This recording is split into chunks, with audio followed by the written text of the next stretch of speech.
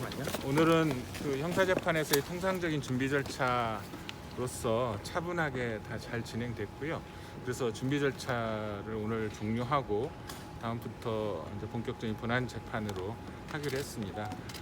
그동안의 재판 준비 절차가 여러 차례 이제 그 진행됐지만 정말 중요한 그 재판 진행 절차에 대한 것들이 마무리되지 않았는데 오늘은 준비 절차 종료를 하고 재판 절차를 진행하게 돼서 차분하게 진행됐기 때문에 여러분들이 관심을 가질 만한 내용들은 뭐 따로 없습니다.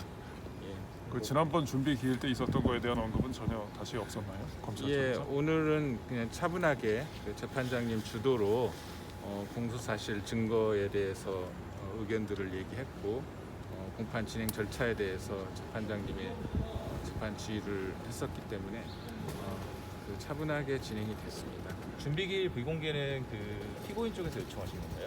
아니 그렇진 않고 네. 몇 차례 그 준비 절차 기일이 진행됐음에도 실제 그 본안 재판을 시작할 단계가 안 돼서 이게 그 제대로 효율적으로 진행이 안 됐기 때문에 아마도 재판장께서는 이게 지금 기소된 지 3개월이나 지나도록 재판을 시작도 못하고 있다라는 문제의식 때문에 오늘은 준비 절차 기일을 어떻게든지 잘 정리하시려고 그렇게 하신 것 같습니다.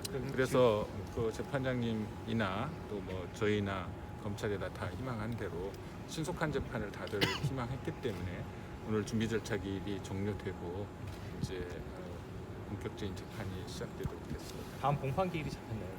예. 오늘 그 이중 기소 관련해서 검찰과 재판부 의견 차이가 좀 있는 것 같던데 피고인 측 입장은 좀 어떤지. 아니요. 검찰에게 정확하게 의견을 내달라. 그러니까 그 2012년과 2013년이 동일한 것이 아닌지 여부 검찰의 입장, 그리고 다르다면 그에 따르는 입증 계획을 입증에 대한 의견을 제출해달라라고 했고 그 부분에 관해서 검사의 의견이 들어오면 변호사도 그 증거에 대한 의견을 다시 한번 제출해달라라는 소송 지휘가 있었습니다. 보석 청구하신 거 관련 사유는 좀 어떻게 되나요?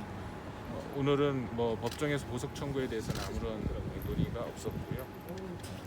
저희들은 보석 청구는 당연히 재판에서 대원칙이 불구속 재판의 원칙인데다가 이 사건에 있어서는 장기간에 걸쳐서 압도적인 수사력에 의해서 모든 증거들이 다 확보된 상태이기 때문에 그리고 모든 사건들이 이제 다 기소로 마무리됐기 때문에 더 이상의 뭐 증거인멸이나 도주 우려 없고 게다가 기록이 방대하기 때문에 그 방대한 기록을 피고인과 함께 재판을 준비하기가 너무나 힘이 들다. 따라서 방어권을 충분히 보장하기 위해서는 원칙에 따라서 불구속 재판이 이루어져야 된다라는 취지로 어제 보석 청구서를 제출했습니다. 건강 상태랑도 연관이 있나요? 정명준 교수.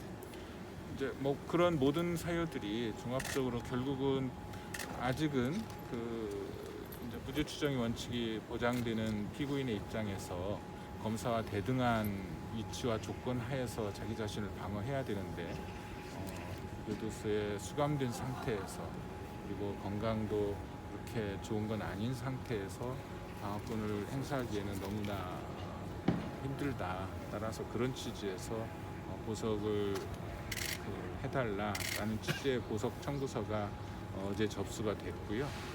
오늘은 그에 관해서 특별히 논의하거나 진행된 건 없습니다. 오늘은 순수히 재판 진행 절차에 대한 논의만 있었기 때문에. 그럼 검찰이나 변호인이 이중 기소 관련해서 의견 내기 전에 재판장이 먼저 이중 기소 관련 의견을 내리신 건가요? 이미 변호인들이 끊임없이 이건 이중 기소이고 그러니까 검사의 주장에 따르면 결국은 하나의 범죄 사실에 대해서 두 가지 기소를 했다라는 거 아니냐. 그 부분에 대해서 첫 번째 기소는 공소권 남용으로서 공소권 남용에 해당한다라고 이미 의견들을 밝혔었고요. 재판장은 어쨌든 그런 의견들이 있으니 이제 검사로서 한편으로는 동일한 사실에 대해서 기소한 것이다라고 하면서 동시에 두 개의 공소를 하겠다고 하니까 그 말 사이에 상호 모순이 있는 거 아니냐라는 취지의 이제 의견을 변호인도 제출을 했었고, 그러니 재판장은 그 부분에 대해서 명확한 입장을 밝혀달라라고 얘기한 겁니다. 물론 검찰도 오늘 법정에서 자신들은 동일한 사안이라고 생각하지만 재판부나 변호인이 별개의 사안이라고 했으니 별개의 사안임을 전제로 해서 유지하는 거다라는 취지의 이야기는 했는데, 어쨌든 그것에 대해서 명확한 입장을 밝혀달라라는 것, 그리고 만약 이게 별개의 공소 사실을 한다면 증거도 각각 제출해야 되는 것이기 때문에 그 증거에 대한 의견도 다시 한번 제출해달라라는 취지의 소송 지휘가 있었습니다. 그럼 그 두 사건이 병행해서 심리가 될 예정인가요?